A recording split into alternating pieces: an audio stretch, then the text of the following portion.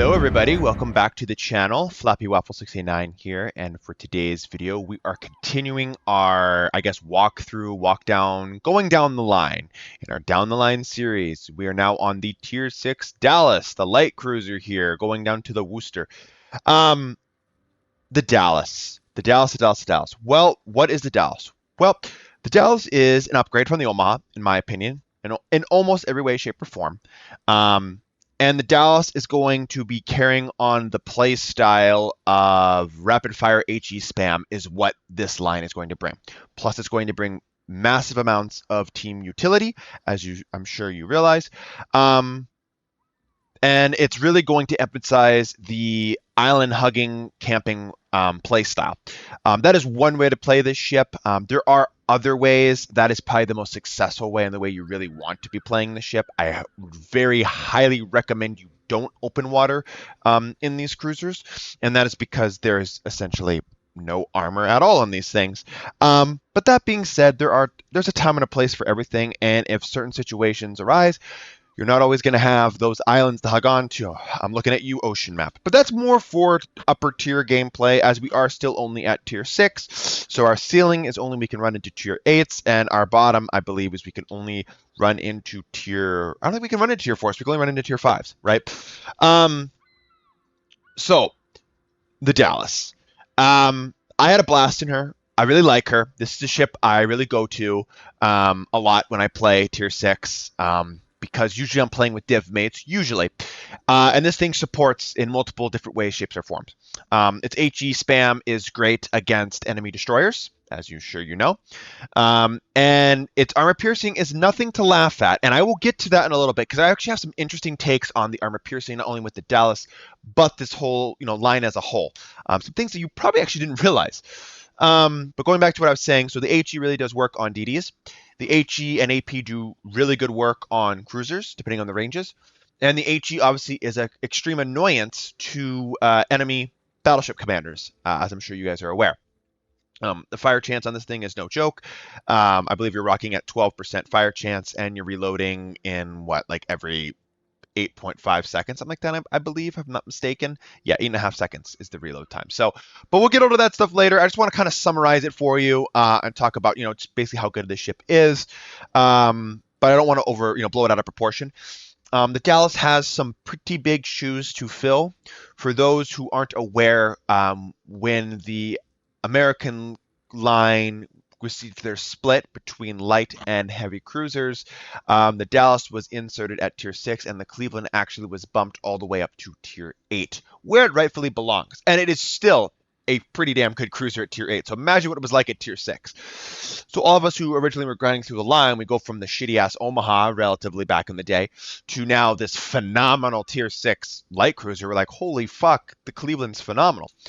So the Dallas has some pretty big shoes to fill, and I think it fills them pretty well. Though it will never be like OG Cleveland at tier 6, it is still a pretty good substitution and a breath of fresh air for a lot of players who opt to go down the Worcester line instead of the Des Moines line. Obviously, the Des Moines, you're picking the Pensacola, which I will cover in separate videos down the road. And I just want to stay on the light cruiser line. And the other choice here is the Dallas. And realistically speaking, I think the Dallas is an easier ship to play inherently than the Pensacola, because I think the turret traverse and the longer reload times really throw a lot of newer cruiser players off. So the Dallas is an easier ship to play. I think the line as a whole, the Des Moines line, is actually an easier time playing, as its playstyle is a little bit more straightforward, where this ship is really up to the player in regards of positioning and how they want to utilize her on the battlefield. And again, it's really player dependent. I'm sorry, I keep bringing that up. That's a terrible argument for whether or not a ship is balanced or how to play a ship, but it is very true in this case with this light cruiser line. Most light cruiser lines, right? So, but like we always do, we're going to dig around the hood, talk about the Dallas a little bit, talk about some tips and tricks I have in her to get the best out of her, and then I will go ahead and show you some gameplay in her, which I do have an E-rank gameplay to show you, and I was up tier twice, so I was in tier 8s, tier 6 and tier 8 game, and we managed to do very, very well. It really showcases and highlights a lot of the kind of key points that I want to talk about and how to play the Dallas, I think.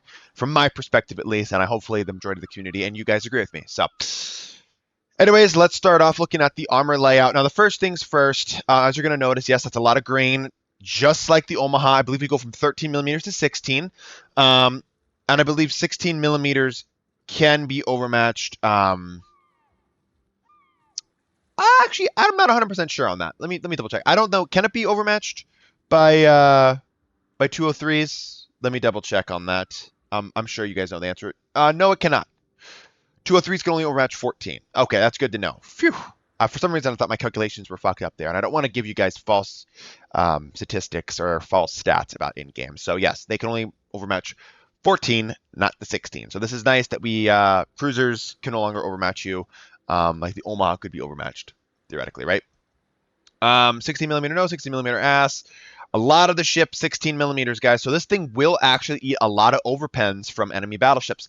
The problem is the Citadel. As you see, it is above water. But the one thing I want to highlight is it's about half as tall as the Omahas, and it is much, much shorter to where actually the Citadel is. When you are shooting at this thing, this is a mistake that I run into a lot, especially when I fight against the Helena and the Boise. The Dallas is no exception. You have to aim under the smokestacks. A lot of us have been told from the past, like, hey, the generic rule of thumb is aim under the front turrets, which is true for a lot of ships. But there are some ships out there that really you're just going to get pens or overpens if you do that. So look where this Citadel is, guys. If you're shooting the Dallas, you got to shoot under the smokestacks because you will eat nothing but over penetrations right there if you shoot right here, right? So just a fun fact, which actually is going to be making the survivability of the Dallas actually go up, which is crazy. You never thought you'd hear that with actually how lightly armored it is, whatever. But like the smaller Citadel, harder to hit, and more of the ships just being light 16 millimeter armor rather than higher armor planes actually makes the ship more survivable. Crazy game mechanic, but hey, the more you know, right? Survivability coming in with the Dallas is about 28,300. This is why I recommend on my captain build, which again, if you have managed to get a 21-point commander on your Dallas, this is kind of like the projected build that I would recommend for you. Right now, I think I'm like on a 16, 17-point commander, and I have another 12-point commander that I'm trying a different build on. But this is the build that I recommend doing, and this building that the build that I will be doing. I do take Survivability Expert. Going on to why I brought up the Captain build, I take Survivability Expert, which is going to add an extra, 350 times 6 HP to my HP pool, getting me over to like that 31,000 mark, which is good because I think it does play a big crucial role, especially with ships that don't have heals and lower tier ships like this. Light cruisers wise, getting over the 30,000 mark is nice, and allows you a couple more penetrations worth of survivability. So, and I'll take that. I will 100% take that. 4% torpedo belt reduction, though, not going to win any awards. You don't want to be eating torpedoes, but then again, you have the tools necessary to ensure that you're not eating those torpedoes, guys. Going into the artillery, as you saw from the gun firing angles, I think it's 30 degrees north and south on all four of these turrets. The turret arrangement is the 2x2 152s and then the 2x3 152s. So you can see that we are slightly undergunned compared to the original Cleveland that had the 4x3 turret layouts, where now you have two turrets that have 2 and 2 turrets that have those 3. So you're 2 barrels short of the Cleveland. That's still good amount of shells going down range. What is that? 10 shells going down range, right? So 10 shells still going down range. More than enough, especially at this tier, to do some serious damage, especially looking at you destroyers. The Dallas can and will definitely mess up your day if you get caught within your detection radius from a Dallas, which is going to be short. So he will make short work of you. Also, you do have these 2x1 127 millimeter secondary mounts on your ship, and you also have these 2x2 127s as well on your ship. Something to write home about. Again, they're the occasional fire. They're mainly going to act as dual purpose AA mounts, especially the 2x2 ones are. Nothing to write home about here. But as we're looking at the main battery, you are reloading in about 8 28.5 seconds. And the 180-degree turn time is 22.5 with the upgrades that I have mounted on this ship. And the maximum dispersion is 122 meters at that max range, guys, which is clocking in at 14.3 kilometers. Moving over to the high explosive shells. The high explosive shells alpha coming in at 2200 damage with a 12% fire chance. Obviously, this 12% fire chance can get buffed even more by taking Demolition Expert and putting on the 2 signal flags to get her up to about 14%, and you're penning about 25 millimeters of effective armor. Most battleships are going to have those 26, so you're still going to potentially struggle at penning those, but you're really not relying on pens. You're mainly relying on your fires, which 14% every 8.5 seconds. That's going to bring up your fires per minute on this thing. It's around 8.5, and you can actually going to up that even more when you get those extra percentages with the flags and the captain skill. You're probably pushing more like 9.5, potentially even 10. Yeah, this thing is a little flamethrower, and it's nice. It is definitely nice to have. I've tried IFHE on this thing. To me, it's too many negatives, and you don't cross any meaningful thresholds other than that battleship. And I'm also factoring in when you're getting double up tiered or up tiered to tier 7. Again, it's going to allow you to basically do one thing, which is pen the nose and ass of more battleships. But eventually, and inevitably, the deck armors of like the Bayern and the Ismail are going to be a little bit too high. To me, you're not crossing those thresholds, so you're actively handicapping yourself to do less fire, to increase your likelihood of penning no real more effective armor, and you're just cutting your fire chance in half to around 8.5. And I just don't think that's worth it, guys. So really, I would highly recommend you not taking IFHE on this boat.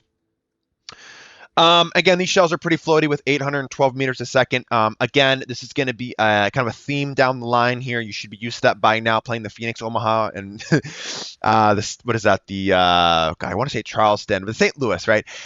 These things are going to the moon, touching them, and coming back and hitting the target. So again, you should be used to this. Nothing new with this line, but this is going to allow you to sit behind islands and lob those shells over while remaining undetected. If played correctly and positioned correctly, you can do that. So keep that in mind. Now, the armor piercing of the Dallas is clocking in at 3,200 damage with a little bit actually less meters a second shell velocity. Nothing that you shouldn't be able to really notice, but because usually you're going to be closer when you're firing armor piercing with this thing, so you're really not going to notice this difference. Just lead accordingly like you would lead with your HE is my recommendation for you guys. But there is something interesting to talk about with the Dallas's armor piercing. I didn't know this until I started really digging deep within the line. And I was looking at the values, and I actually realized going from the Dallas to the Seattle, the fuse times of the AP is actually 0.010. So 0.010 seconds for a fuse time. That's interesting. And for example, the short fused AP that we all know and love on the Leander is 0.005 seconds. And we all know what that thing can do, right? To DDs and to, cruisers that show too much broadside. Lightly armored cruisers. And I thought I was just hallucinating for a minute. Maybe this thing was wrong, but then I go to other 152 millimeter gun tier 6 light cruisers, like the Hobart, and that thing has 0.025 second, just like the majority of the ships at that tier. The Omaha had 0.025 seconds with 152s. So I'm looking at the entire line, and then for some reason the Worcester goes to 0.025 seconds. The whole line had it. So it kind of caught me off guard for a little bit. I don't know why I was never informed about that. So it's kind of cool. So I guess they have a shorter fuse time on their armor piercing, which would make sense because when I shoot armor piercing on this thing against cruisers, I'm expecting to get full pen. Sometimes I get occasional citadels or more so. And I do really good damage against other light cruisers with this thing. So keep that in mind, guys. Your armor piercing can penetrate, arm with less armor to penetrate, essentially, with that fuse time. So keep that in your back pocket. This is a tool that you could utilize. I didn't even realize this was this was on this line. So definitely make use of this armor piercing when you get in close ranges against enemy cruisers, guys. This will be very impactful, especially from tier 6s to tier 9. The Worcester, for some reason, doesn't get it. Kind of sucks. I think that'd be an awesome buff for the ship.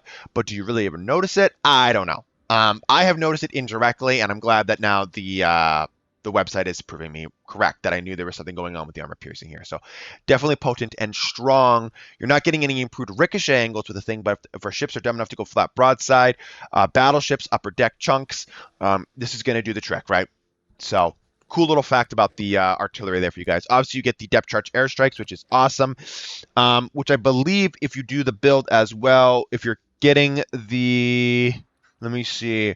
Yeah, if you're dating the focus fire training, which is the tier 2 AA skill, you're getting what, minus 15% armament reload time for your airstrikes, which is nice. That's always a nice little thing to have.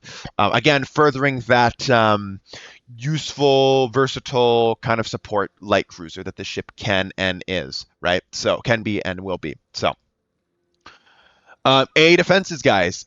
This is something we can actually talk about, which is great. We like that in our light cruisers. Cruisers should be feared for carriers. Carriers should fear these ships, right?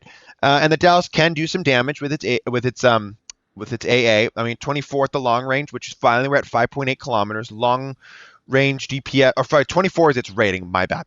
57 is its long range DPS. Its medium range, which is reaching 3.5 kilometers, is 120, and its short range at 2 is 101. So basically what this is you're not going to prevent a strike, but if planes do decide, tier 6 carriers, decide to strike you, they are going to have and suffer losses. Tier 8, they're laughing at this relatively. So I wouldn't really mind I wouldn't really pay much mind to the AA values if you're fighting tier 8 carriers, but tier 6 carriers, definitely be aware because the Dallas is capable of depleting some of your precious little planes. Yeah, and it could potentially have a flat count of 2 as well.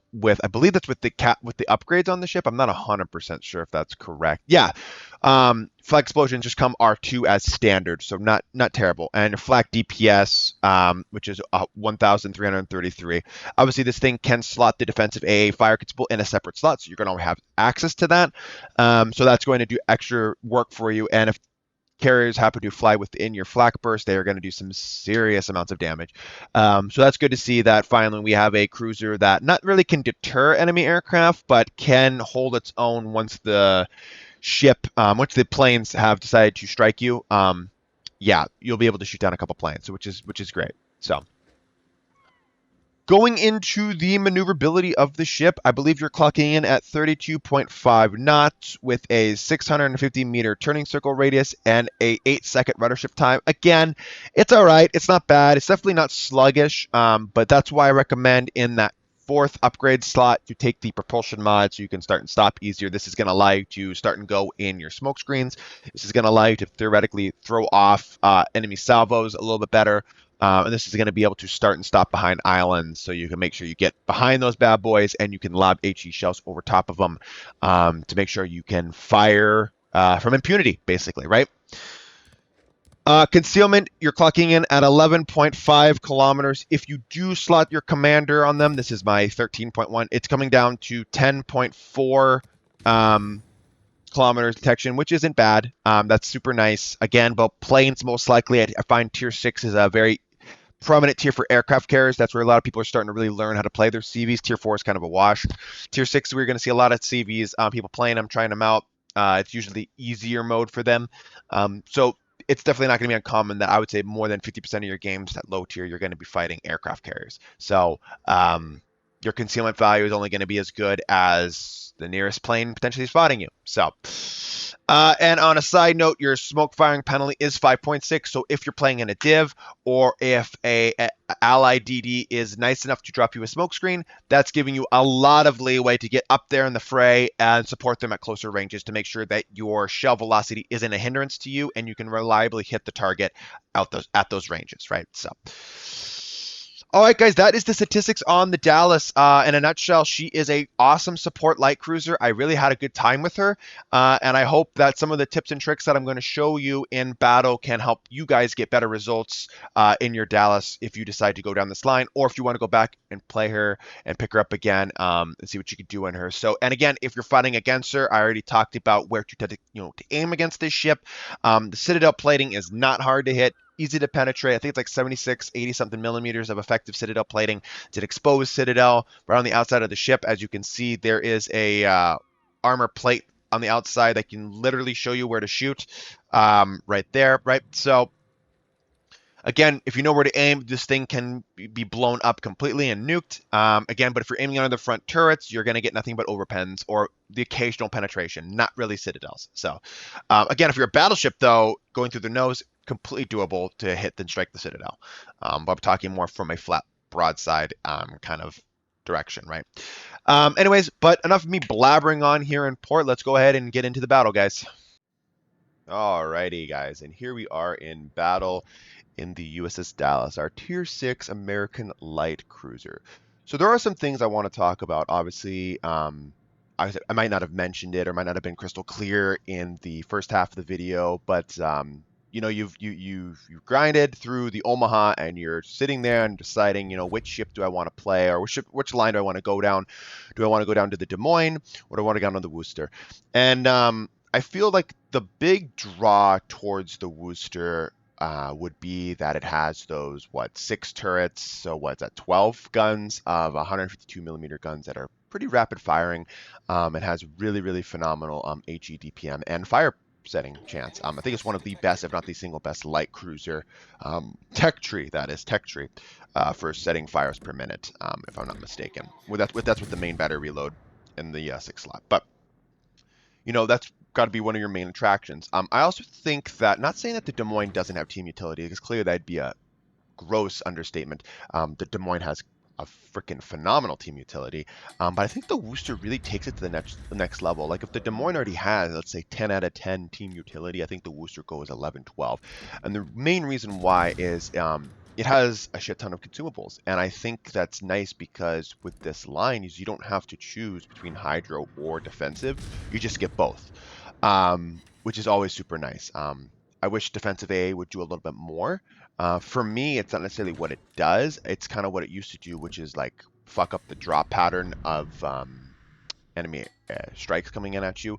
I think it would be nice if they brought that back. If, for example, if you pop your defensive AA and the enemy CV is striking you, or enemy hybrid, right, is striking you, if it only allowed their reticle while they're in range of your AA aura to only aim about 50%, not 100%, I think that'd be a great little like bonus. And there could be some skill involved with that, where aircraft carriers, if they still know their ship, their drop patterns, they could get around that, and it allows us as surface ship players to not only make defensive A viable, but it could also theoretically allow more of a skill. Like we actually feel like we're having an impact on the ships, not just a random number generator going off and letting us know if we get a hit or whatnot on enemy aircraft. So just a little side thought there, but going back to the Dallas. This is the line we've decided to go down, right? We've decided to go down for very much team utility and rapid HE fire spam. You can see right off the get-go what I want to do in my Dallas, and this is my number one tip when playing the ship. If you want to get consistent results, obviously it's not always going to be like this. There's going to be a time and a place for everything, but notice how I go and I hug the island. Now, this is a good tactic for a lot of cruises in the game, but none, you know, obviously with this line, it really takes it to the next level in regards to that you want to have an island between you and the majority of the enemy team. You want to isolate targets. This is going to do two things. One, it's going to give you free reign on that potential target, like this Bliskavitska 44 I was shooting at, and it's going to also allow enemy ships, like larger caliber ships, battleships, other heavy cruisers, etc., not have the firing angles on you to do damage at all to you, or very little god damn it, very small amounts of damage is what I'm trying to say. And here we're just going to be staying concealed and firing HE after HE salvo at this Amalfi where he can't even spot us. And this is what we want to do. Of course, we have to land our shells. This thing is pretty damn maneuverable, the Amalfi is. But it allows us to stay and remain undetected. So we're just basically not trading HP. We're just taking HP, which again is a huge win. If I can claim enemy ship HP at the price of nothing from my ship, I think that's a win. And that's why I think most cruisers do it. Is it an annoying playstyle? Yes, it is. But the reason why do we do this? Well, when every ship can basically overmatch you, and you have semi-armor piercing, that doesn't matter how you angle, can just penetrate you and do massive amounts of damage. This is why you have this. It's kind of this trend we've started to see wargaming do. I know it used to be an argument for a lot of battleship players, saying, "Oh, you fucking HE spamming island camper, blah blah and so and so." Well, it's like, well, why do you think they're doing that, guys? Not only one, it's a great tactic, but two, it's because there is no counter to these larger surface ships. Like battleships can just absolutely shit on you and wreck on you, and usually it's the sign of a frustrated battleship player, or B, someone who doesn't know the game.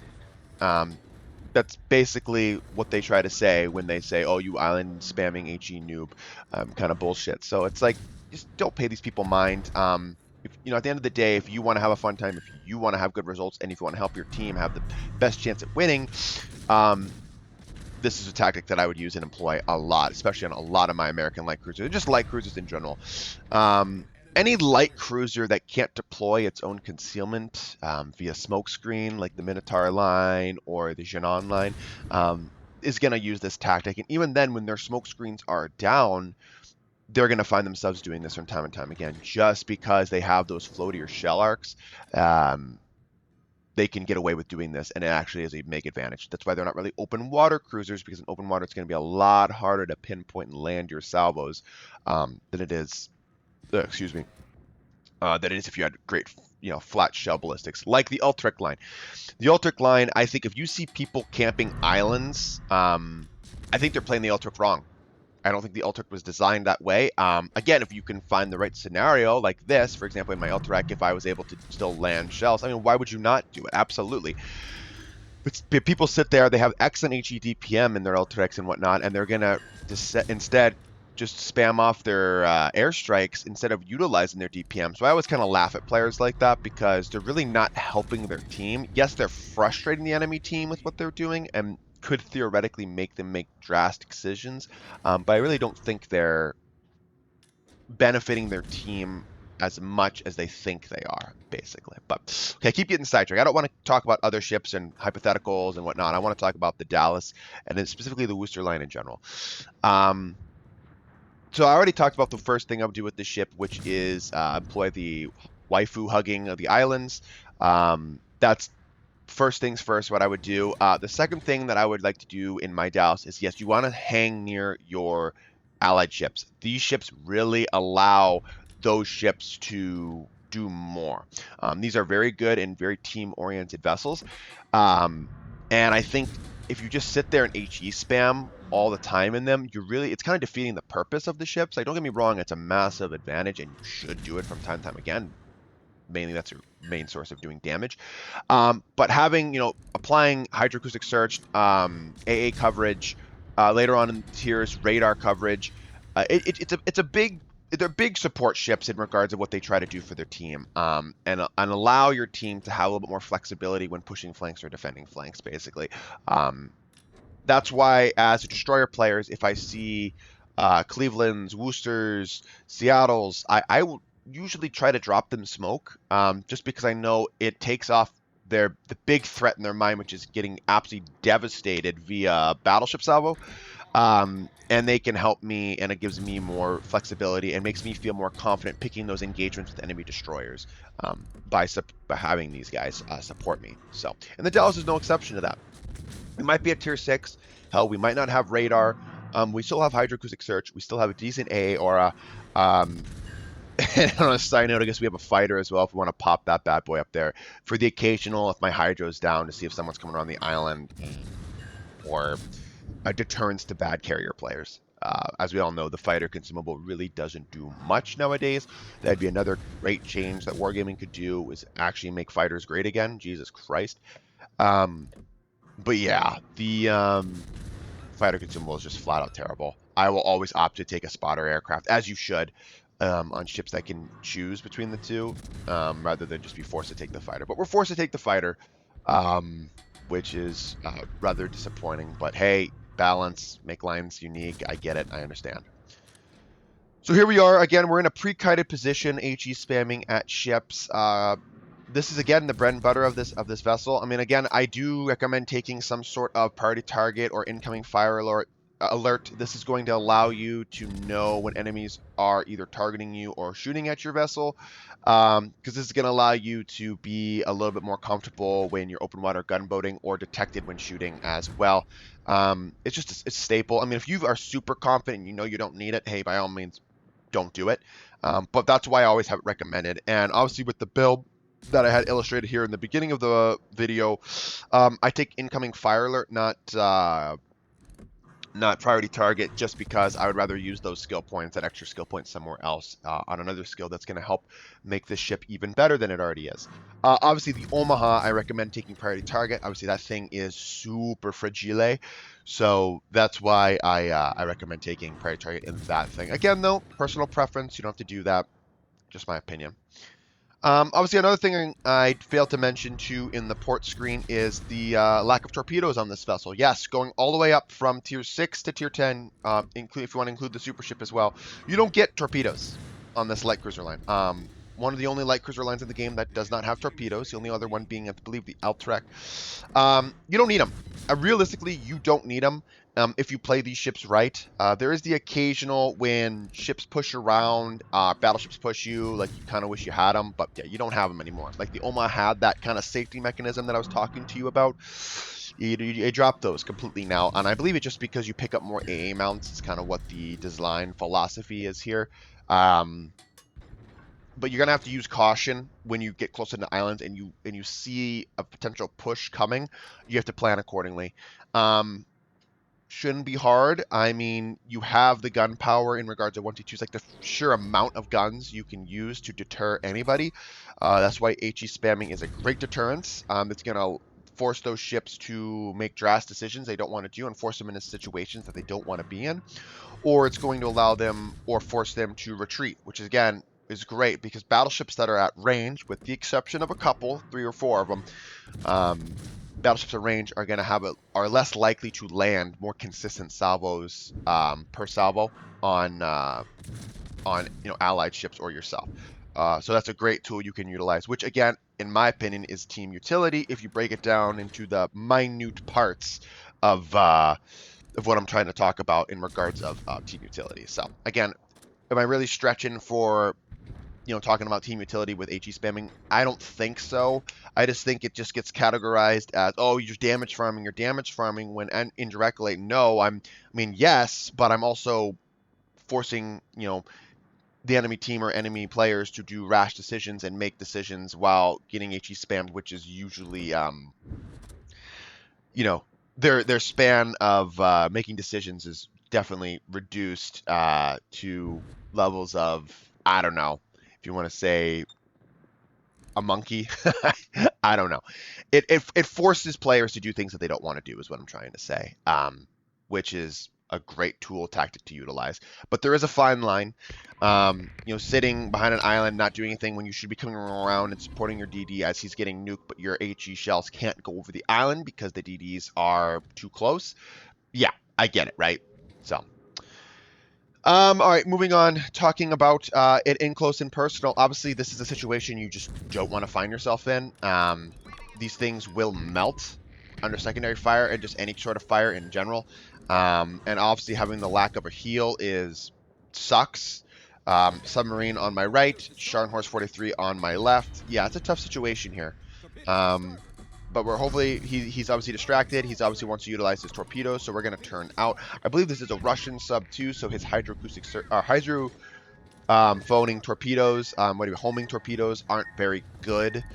So it allows us to really turn out and disengage from the Sharn and kind of start the re-attack over that island there in the center while dropping ASW, hopefully on the enemy submarine. As you can see, the maneuverability is nice. It is a light cruiser after all. It handles pretty damn well. So it's allowing us to dive, duck, dip, dive, and dodge, which is great. So definitely good in these situations.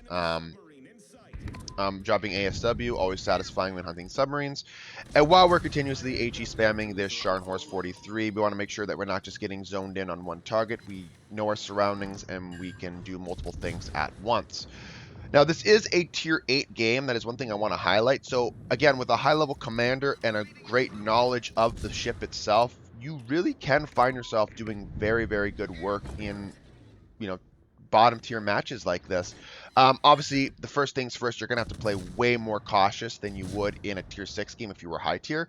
But that should come as a no-brainer, right, guys? So, um, hopefully here I get to showcase a little bit of the anti-aircraft. Again, like I told you, you're not going to shred an incoming strike. It's more so once they get their strike off, they're going to pay the price for coming to strike you, especially as he is a tier 6 Furious. And you'll see good examples of that here. We will eventually shoot down some planes once he strikes us. But again, I think the Massachusetts might be taking a lot of the kills for planes-wise as behind me, as he has a stronger A aura, like no shit. But yeah, the Dallas, just to sum it up here as we wind on down to the end of the video here. I like her a lot. I think she's fun. Like I said, I find myself gravitating towards her more often than not. Just because of that team utility it brings and the HE spamming potential, especially down here at lower tiers. I find with the prevalence of battleships being everywhere, AP focused cruisers tend to struggle just because there's so many more battleships around. Where HE is just easy mode because I can just pinpoint, just shoot a target and potentially get fire, set on fire ribbons just from landing shells on a target rather than hitting specific parts of the ship that AP ships have to do in order to get meaningful damage, right? And the Dallas is great for that. Dallas has what, 10 shells, right, going down range.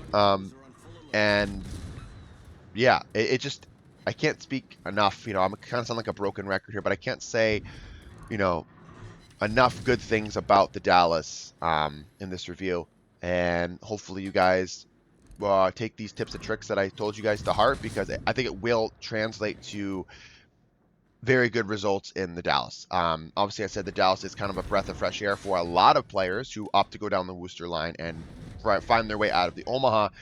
And the Dallas is going to bring, faster, or not faster reloading, but, better hull, more team utility, and you're going to have a little bit more survivability because of the way the design is and the smaller Citadel, and it's a little bit more sleek. It doesn't sit as high in the water as the Omaha does, so that's always a treat. So, but yeah, no, I think it's a great ship. Obviously, it's not OG level Cleveland levels of American freedom being dished around here at tier 6, but the Dallas certainly brings a great little alternative for players who want to go back down here and give her a go and give her a whirl.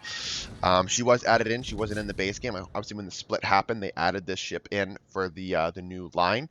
I believe the Helena was added in too for the Cleveland line, and they're both great ships. And we're gonna get to Helena next. So, as you know, this was a E rank game, which again really doesn't mean much, but for personal reasons, hey, I'm not gonna complain, right? So 115,000 damage, E rank, and a tier 8 game as a tier 6 light cruiser. Always good. So with 13 fire set, which is nice. So anyways, guys, I hope you enjoyed the video today. Stay tuned for more videos here come in the future. And I will catch you all in the next video, all right? Alrighty, guys, have a good one and peace out.